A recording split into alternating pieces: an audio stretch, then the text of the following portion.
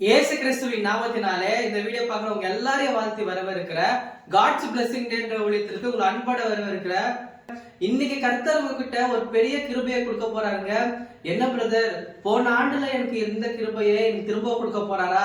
அதை விட டபுளா இருக்கிற ஒரு கிருபையை கொடுக்க போறாருங்க. சரி, நான் வார்த்தைக்குள்ள போறேன்.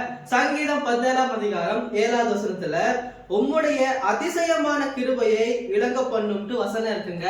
நிறைய பேர் இந்த வீடியோ பார்த்துட்டு இருக்கீங்க, யோசிச்சுட்டு இருக்கீங்க என்னட்டுனாக்கா, போன ஆண்டு நடந்த ஒரு அதிசயம் எனக்கு நடக்குமா, போன ஆண்டு நடந்த ஒரு பிரேக் த்ரூ வந்து இந்த வருஷத்துல நடக்கும்னு நீங்க கேட்டீங்கன்னாக்கா கண்டிப்பா நடக்குங்க.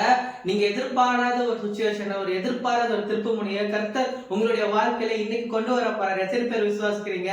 நிறைய பேர் இப்படி யோசிச்சுட்டு இருக்கீங்க, இல்ல பிரதர் நான் போனதுல செய்த பாவமே இல்ல, போன ஆண்டுல செய்த குற்றமே இல்ல பிரதர் அப்படின்னு யோசிச்சுட்டு இருக்கீங்களா? உங்களுக்கு தெரியுங்க, பைபிள்ல ஒரு நல்ல ஸ்டோரி இருக்கு. கிருபைக்கு அது தாங்க ரொம்ப இம்பார்ட்டன்ட்.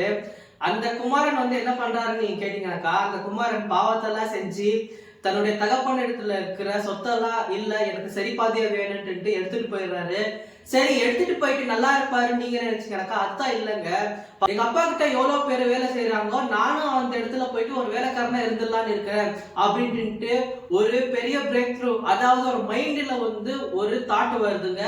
அதே மாதிரிதான் அவர் வந்து அந்த இடத்துல போன உடனே அவர் என்ன நினைச்சிருப்பாரு, இல்ல நான் வேலைக்காரனா போயிடலான்ட்டு அப்படின்னு நினைச்சுட்டு அந்த இடத்துல போய்க்கிறாரு. ஆனா அந்த இடத்துல என்னாச்சுன்னு நீங்க கேட்டீங்கன்னாக்கா செலிப்ரேஷன் தாங்க நடந்துச்சு. அந்த பையன் வந்த உடனே அவங்க அப்பா என்ன பண்ணாருன்னு நீங்க கேட்டீங்கன்னாக்கா, என் பையன் வந்துட்டு இருக்கிறான், எல்லாருக்கும் நான் சாப்பாடு போட போறேன் அப்படின்ட்டு ஒரு திருவிழா மாதிரி அந்த இடத்துல செஞ்சிருக்கிறாங்க.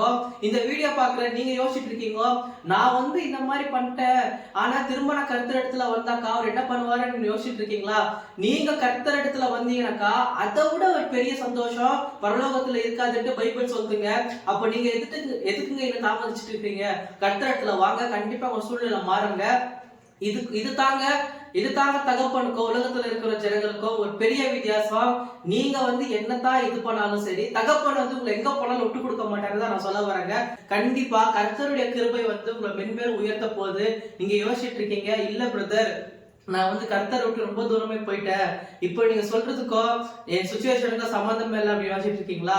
கர்த்தரால முடியாத காரியம் ஒன்று இருக்குதுங்களாங்க.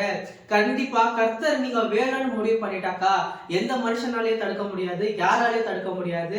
கர்த்தருடைய கிருபை வந்து ஒரு புது கிருபையா உங்க மேல இன்னைக்கு வரப்போகுதுங்க. நீங்க யோசிச்சுட்டு இருக்கீங்க, இல்ல பிரதர் எனக்கு வருமா பிரதர்? கண்டிப்பா வருங்க. எப்படி ஆபிரகாமுக்கு வந்துச்சோ, எப்படி தாவீதுக்கு வந்துச்சோ, எப்படி சாலமோனுக்கு வந்துச்சோ, அதே மாதிரி ஒரு கிருபை வந்து உங்க மேல வரப்போகுதுங்க. உங்களுக்கு ஒரு பிரேக் த்ரூ வரப்போகுதுங்க. தேங்க்யூ சோ மச் ஃபார் வாட்சிங். God bless you.